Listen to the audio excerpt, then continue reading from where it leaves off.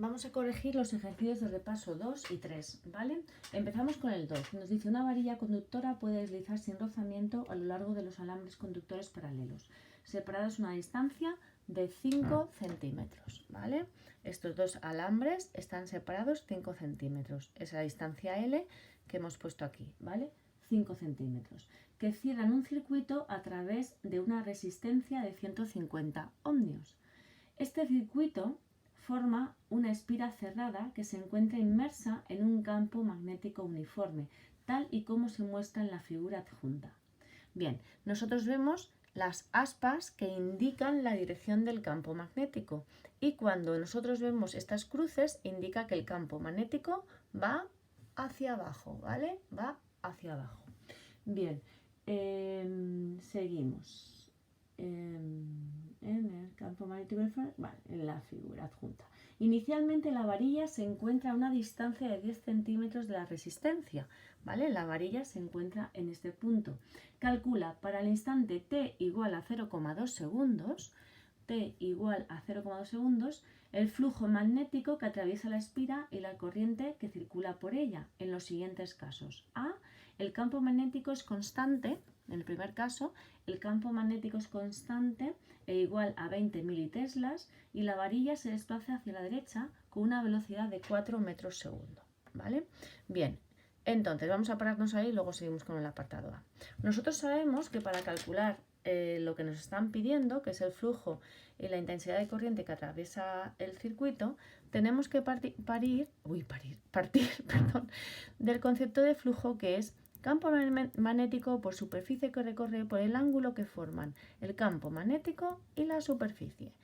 Aquí nos faltaría añadir un término n, donde estaría representado el número de espiras que hay, ¿vale? En este ejercicio solo hay una espira, podemos obviar esta n. Bien, ¿qué sucede? Que nosotros, para calcular el flujo, observamos que en este caso, esta línea, que es la que va a cerrar el circuito, según avance el tiempo, va a avanzar hacia la derecha. El hecho de que avance hacia la derecha es muy importante, sobre todo para saber qué es lo que le pasa a la corriente inducida que se va a producir en este circuito. Bien, ¿qué es lo que hacemos? Pues vamos a calcular en primer lugar la superficie. La superficie de esta figura es base por altura. Evidentemente la altura es una longitud constante, que es los 0,005 metros que separan ambas varillas. ¿Pero qué le pasa a esta dimensión? Que según avanza el tiempo, esta varilla empieza a moverse, y si empieza a moverse significa que la superficie va a aumentar. ¿Y cómo se mueve? Me dice que se mueve a velocidad constante. ¿Y cómo se mueve a velocidad constante? El espacio que recorre es igual al espacio inicial más la velocidad por el tiempo.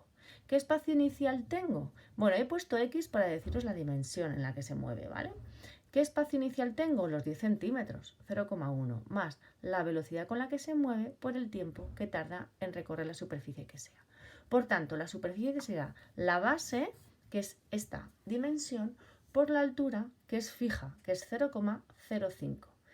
Una vez que tenemos esta expresión, la sustituimos en el flujo, ¿vale? Hemos hecho un montón de ejercicios como este, ¿verdad?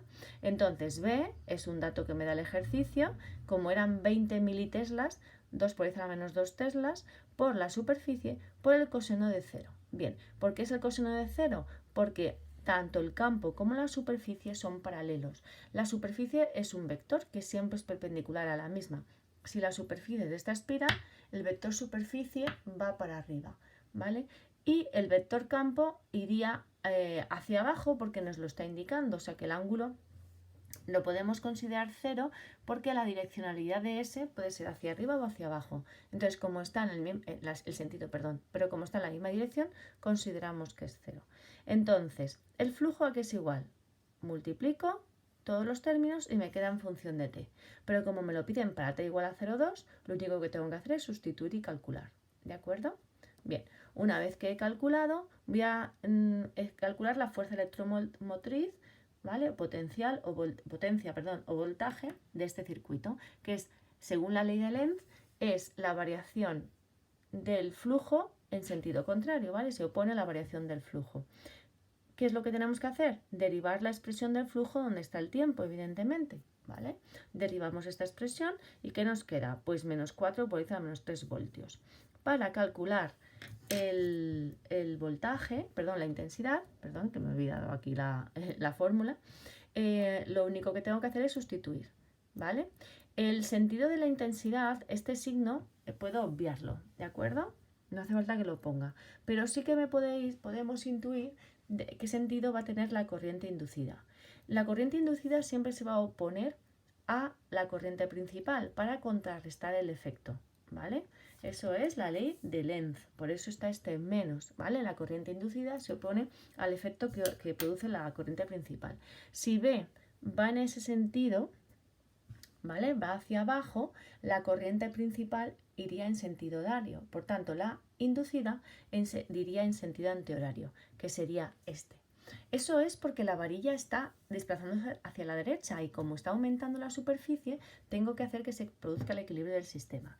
Si la varilla hubiera ido hacia adentro, hubiera ido disminuyendo la superficie, la corriente inducida querría haber aumentado esa corriente para que se hubiera mantenido como estaba en el principio. Entonces, si la varilla hubiera ido hacia la izquierda, la corriente inducida habría tenido el mismo sentido que la corriente principal. Esto lo hemos trabajado mucho en clase, ¿vale? De todos modos, si no os acordáis bien de esto y queréis que lo afiancemos, me lo decís y lo hacemos, ¿vale? En el segundo apartado me dice que la varilla está inmóvil, ¿vale? Esta varilla no se mueve, pero lo que varía es el campo magnético en función de 5 por T al cubo teslas. Entonces, cuando yo pongo la expresión del flujo magnético, la base y la altura son más constantes, pero lo que varía es el campo. Sigue siendo el mismo ángulo, coseno de 0. Me queda esta expresión que para calcularlo en T02 lo único que tengo que hacer es sustituir. Y estos son los Webers que me da el flujo magnético. Para calcular el potencial derivo la expresión en función de T, perdona, que está aquí, ¿vale?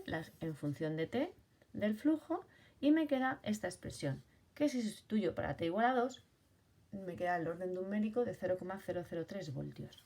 A la hora de calcular la intensidad de la corriente eléctrica, lo único que tengo que hacer es sustituir el voltaje y la resistencia, ¿vale? Ejercicio tipo de espiras, donde hay variabilidad, en este caso de superficie o de campo.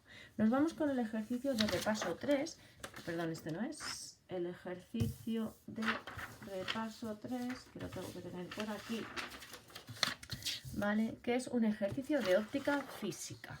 Bien, en el ejercicio 3 nos dice que se tienen tres medios transparentes, de índices de refracción N1, N2 y N3, separados entre sí por superficies planas y paralelas. Ejercicio tipo de láminas planas paralelas. Un rayo de luz de frecuencia 6 por 10 a la 14 hercios incide desde el primer medio, ¿vale? Mirad, esto siempre os lo digo, ¿verdad? Hay que poner la dirección del rayo, ¿de acuerdo? Desde el primer medio, cuya n es 1,5 sobre el segundo, formando un ángulo de 30 grados, ¿vale? Esto es lo que he querido denotar aquí en el dibujo.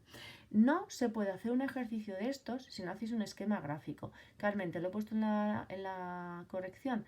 Es imprescindible un dibujo, si no, ¿cómo vais a hacer un ejercicio de óptica? Si lo más importante son los dibujos. Es imposible, ¿vale? Con una normal a la superficie. Sabiendo que el ángulo de refracción del segundo medio es 23,5, ¿vale? El segundo medio es este, por tanto, me ha quedado un poco así apretujado porque se lo he puesto aquí al lado. Este ángulo, el de refracción, es 23,5, ¿vale? ¿Cuál será la longitud de onda de la luz en el segundo medio? Vale, esta frecuencia, como nosotros sabemos, la frecuencia es constante.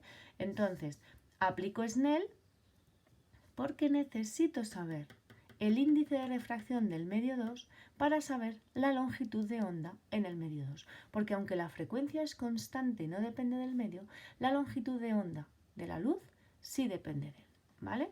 Entonces, aplico la ley de Snell en la primera lámina y lo indico. Por favor, ser explícitos en los ejercicios. Al aplicar sería medio 1, seno del ángulo de incidencia, igual a medio 2, seno del ángulo de refracción. Y tengo todos los datos menos N2. Y de aquí he obtenido N2. Una vez que tengo N2, ya formulo la deducción de las fórmulas, ¿vale? Nosotros que sabemos que la velocidad es igual a la longitud de onda por la frecuencia. Si estamos en el aire, ¿vale? En otro medio, C es igual a n sub 0 por nu. Entonces, ¿qué es lo que nosotros podemos deducir? Que v partido de lambda, como la frecuencia es constante, es igual a c partido de lambda sub 0. Como v es igual a c partido de n, obtengo que lambda es igual a lambda sub 0 partido de n. Con esta expresión, ¿vale? Yo, sabiendo que lambda sub 0 es c partido de nu, ¿vale? Puedo deducir cuál es la longitud de onda en cualquier medio, ¿vale? La longitud de onda de cualquier medio sería c partido de la frecuencia constante y el índice de refracción del medio. Pero estas fórmulas no las puedo poner directamente como habéis hecho casi todos. Esta fórmula la habéis puesto ahí a cajón y no se puede, hay que deducirla, ¿vale? Bien, ese es el apartado A. En el apartado B me dice, tras atravesar el segundo medio, el rayo llega a la superficie de la separación del tercer medio. Si el índice de refracción del tercer medio es 1,3, ¿vale? Me pide cuál será el ángulo de emergencia del rayo. Acordaos siempre que emergencia significa, como en las casas, en las discotecas, ¿vale? Salida. Me están pidiendo el ángulo de salida. Entonces, bueno, pues aplico Snell a la segunda lámina, tengo todos los datos y no reviste mayor dificultad. Entonces, los que habéis tenido bien el primer apartado, habéis tenido bien el segundo directamente, porque es muy sencillo, ¿vale? Bueno, como veis, vamos repasando y nos estamos preparando a tope, ¿vale? Venga, chicos, un besito.